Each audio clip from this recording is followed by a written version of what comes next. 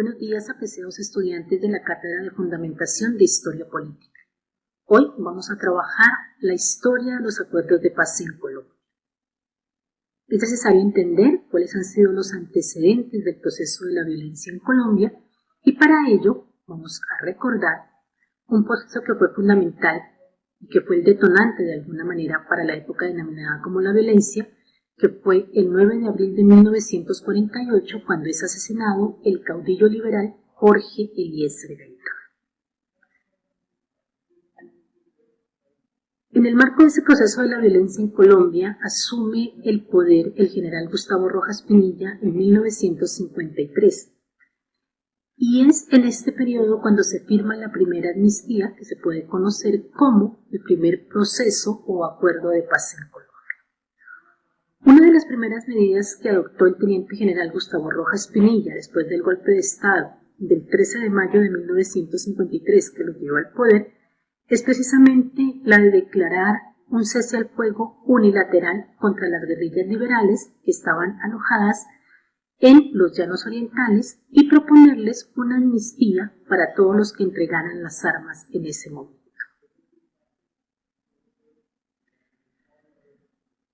Otra de las cosas que marcan los antecedentes a los acuerdos de paz en Colombia es precisamente el pacto político que hicieron los liberales y los conservadores durante 1958 hasta 1974, que se conoce en la historia política de nuestro país como el Frente Nacional y que consistió en la alternancia en el poder por cada uno de estos partidos, permitiendo que ellos se consolidaran en el poder, pero que no participaran partidos políticos diferentes a estos dos.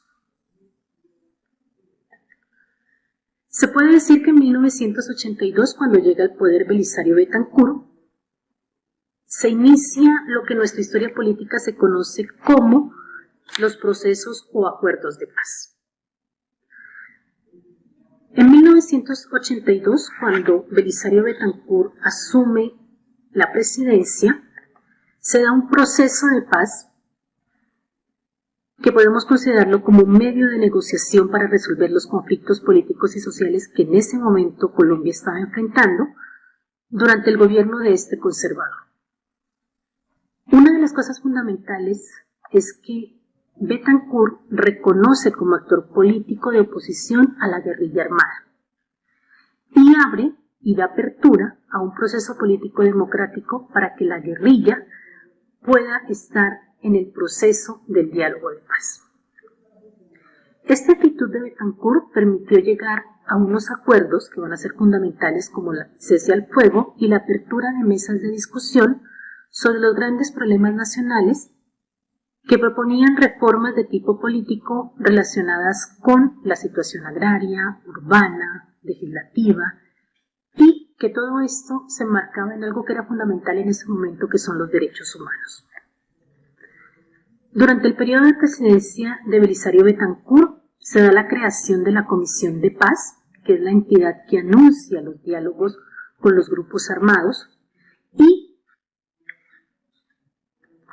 también hay que entender que en 1985 el movimiento 19 de abril o M19 y el Ejército Popular de Liberación, el EPL, argumentan que el gobierno incumple los procesos que se habían pactado en las reformas y básicamente que se continúa con el estiramiento de las fuerzas militares, lo que hace que se retiren del pacto de cese al fuego que habían establecido, quedando solo vigente este acuerdo con las Fuerzas Armadas Revolucionarias de Colombia, FARC.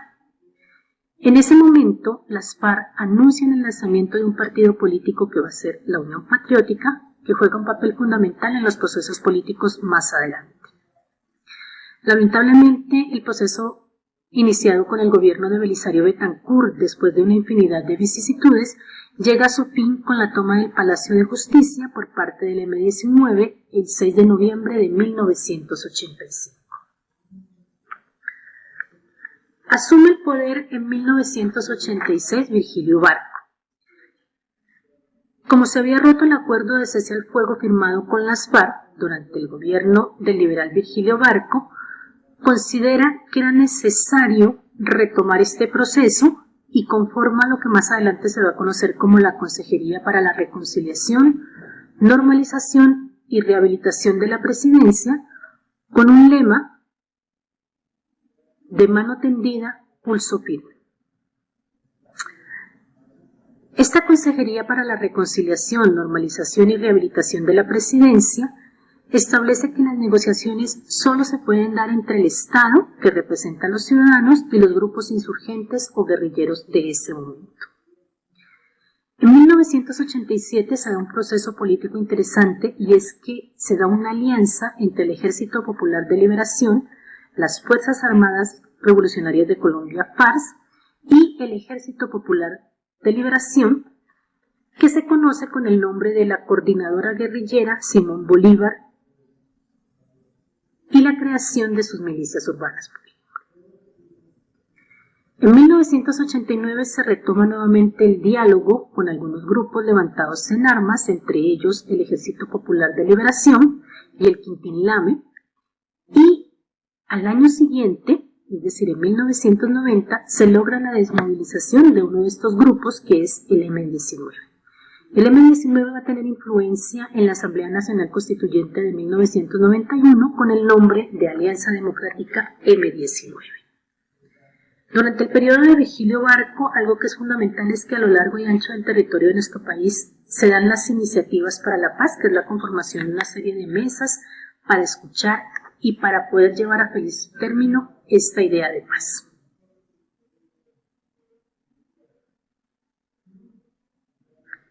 Llega al poder en 1990 César Gaviria. Básicamente durante este periodo hay un clima de cambio, buscando el cambio no solo de la Constitución, sino también de todos los procesos sociales que se estaban gestando en ese momento, que da como resultado a la convocatoria de una Asamblea Nacional Constituyente, que es la que tiene de alguna manera la capacidad de representar las fuerzas existentes en ese momento y los nuevos grupos que estaban en auge. En este contexto de reformas sociales y de apertura democrática, el país de alguna manera inicia un proceso de organización de los grupos llamados de autodefensas y paramilitares, que luego van a jugar un papel fundamental en los procesos de desmovilización más adelante en otra etapa de nuestra historia. En este contexto de la Constituyente de 1991 se inician acercamientos con la guerrilla.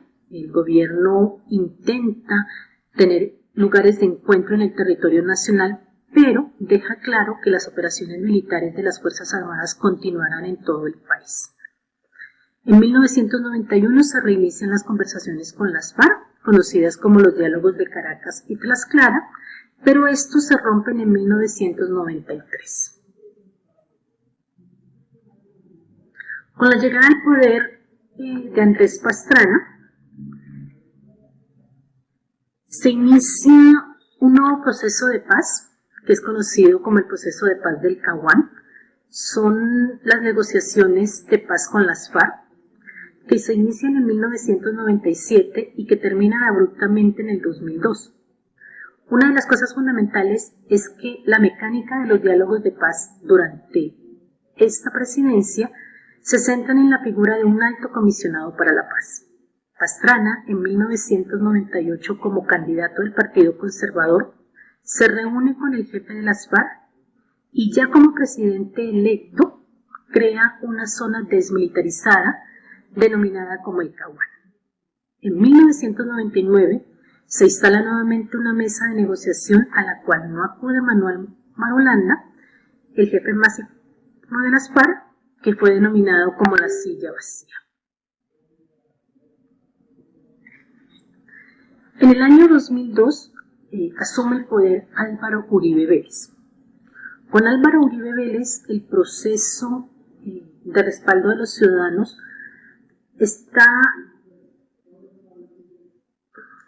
los ciudadanos deciden apoyar la candidatura de este dirigente liberal, que es un crítico de las negociaciones anteriores, que tiene como lema mano firme y corazón grande, y fundamenta su gobierno en la denominada seguridad democrática. Su política de paz inicia en el 2003 con un proceso de negociación y desmovilización de los integrantes de las Autodefensas Unidas de Colombia, y con esto logra en el 2006 la demonización del último grupo de estos con la denominada Ley de Justicia, Paz y Reparación.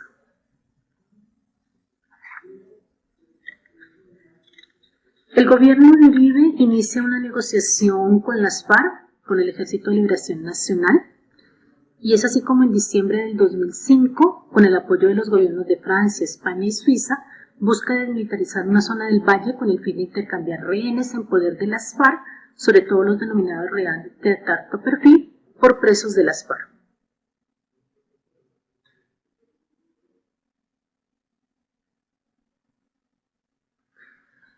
El historiador Fernán González afirma, por ejemplo, que el gobierno de Álvaro Uribe Vélez en materia de paz y guerra se puede sintetizar en una guerra frontal contra las FARC, la negociación con las Autodefensas Unidas de Colombia y la pasividad ante el rearme paramilitar en nuestro territorio.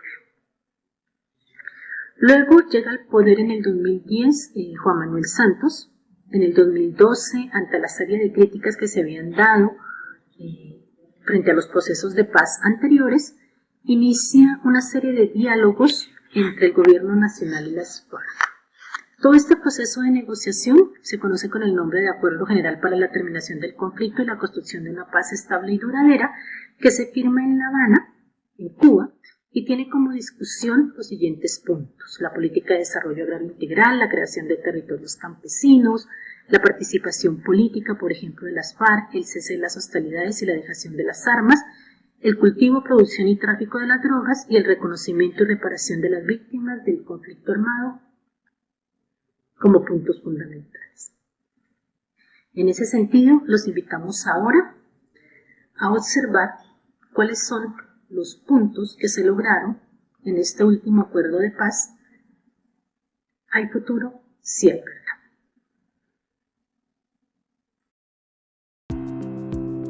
Reforma Rural Integral hacia un nuevo campo colombiano fue el primer acuerdo en la Mesa de Conversaciones de La Habana.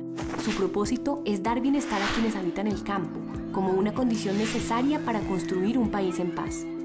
Acordamos crear un fondo de tierras para distribuir entre campesinos sin tierra o con tierra insuficiente, implementar unos planes a gran escala para proveer bienes y servicios públicos en infraestructura, vías de adecuación de tierras, desarrollo social, educación, salud, vivienda y estímulos a la productividad en todo el país. Y unos programas que se acuerden con las comunidades en las regiones más afectadas por el conflicto y la pobreza. También acordamos un sistema especial de alimentación y nutrición para erradicar el hambre en el campo colombiano. Visita la página mesadeconversaciones.com.co y descarga la app en las tiendas de Android y Apple. Nueva apertura democrática para construir la paz fue el segundo acuerdo logrado en la Mesa de Conversaciones de La Habana, Cuba. El propósito es fortalecer la participación de todos los colombianos en la política, los asuntos públicos y la construcción de la paz. Acordamos promover la inclusión de nuevas voces en el escenario político, fortalecer las garantías a la oposición y ofrecer a las comunidades más afectadas por el conflicto una mayor participación en el Congreso. También acciones para incentivar la participación e incidencia de las comunidades, dando garantías a los movimientos y organizaciones sociales, junto a la promoción de una cultura de reconciliación, convivencia, tolerancia y no estigmatización. Este acuerdo busca que nadie pueda utilizar las armas para promover o silenciar una causa política, y quienes las hayan dejado tengan todas las garantías de que no serán objeto de violencia. Visita la página mesadeconversaciones.com.co y descarga la aplicación en las tiendas de Android y Apple.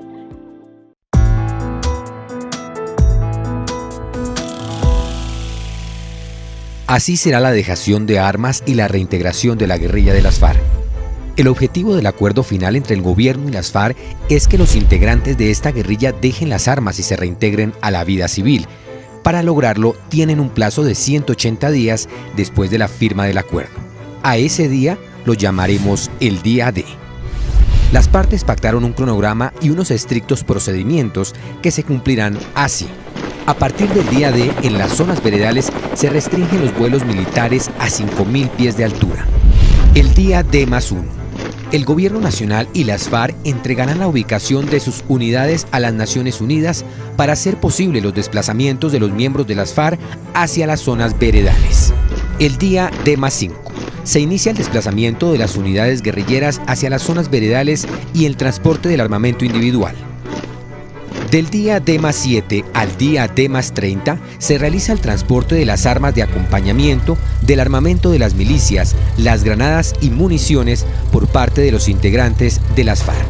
Estas armas estarán bajo responsabilidad de las FARC hasta el día D+60. Ese día se almacenarán en los contenedores bajo verificación y monitoreo de Naciones Unidas. Del día D+10 al día D+60 se realiza la destrucción del armamento inestable guardado en las caletas bajo supervisión de las Naciones Unidas. Durante estos primeros 60 días, la Universidad Nacional realizará un censo socioeconómico para identificar los programas y proyectos productivos que vinculen el mayor número de miembros de las FARC. La recolección y almacenamiento del armamento individual por parte de las Naciones Unidas en los contenedores se hará en 3 fases así.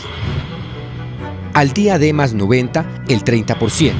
Al día D+120, el 30%. Al día D+150, el 40% restante. El día D+180 finaliza el proceso de extracción de las armas por parte de Naciones Unidas y se acaban las zonas veredales. Los plenipotenciarios de las FARC registrarán ante el Consejo Nacional Electoral su partido o movimiento político que contará con garantías y financiación para participar en las elecciones de 2018. Al mismo tiempo, las FARC constituirán una organización de economía social y solidaria para administrar los recursos de los proyectos colectivos de sus integrantes. Cada integrante de las FARC recibirá durante 24 meses una renta mensual de 650.000 pesos. Al término del proceso, cada integrante de las FARC recibirá una asignación única de normalización equivalente a 2 millones de pesos. Así, cada hombre y mujer que perteneció a la guerrilla de las FARC podrá hacer su tránsito a la vida civil.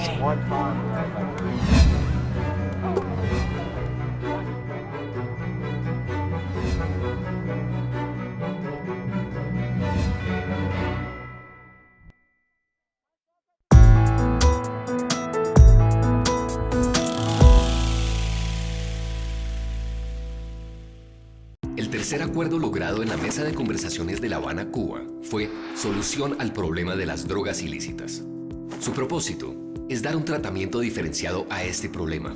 Acordamos implementar un programa nacional integral de sustitución y desarrollo alternativo con el apoyo de las comunidades y las autoridades nacionales, departamentales y locales afectadas por los cultivos ilícitos.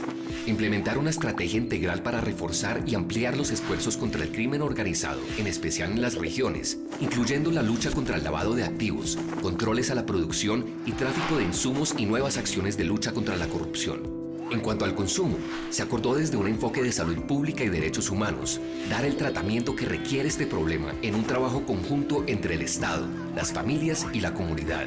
Visita la página mesadeconversaciones.com.co y descarga la aplicación en las tiendas de Android y Apple. Acuerdo sobre las víctimas del conflicto fue el cuarto acuerdo logrado en la mesa de conversaciones de La Habana, Cuba. Acordamos crear el sistema integral de verdad, justicia, reparación y no repetición, compuesto por medidas y mecanismos judiciales y extrajudiciales, por medio de los cuales se busca satisfacer los derechos de las víctimas, asegurar la rendición de cuentas por lo ocurrido y garantizar la seguridad jurídica de quienes participen en él. De manera integral, junto a los demás acuerdos de la mesa de conversaciones, contribuir a la no repetición del conflicto, la convivencia y la reconciliación como elementos esenciales de la transición hacia la paz. Visita la página mesadeconversaciones.com.co y descarga la aplicación en las tiendas de Android y Apple.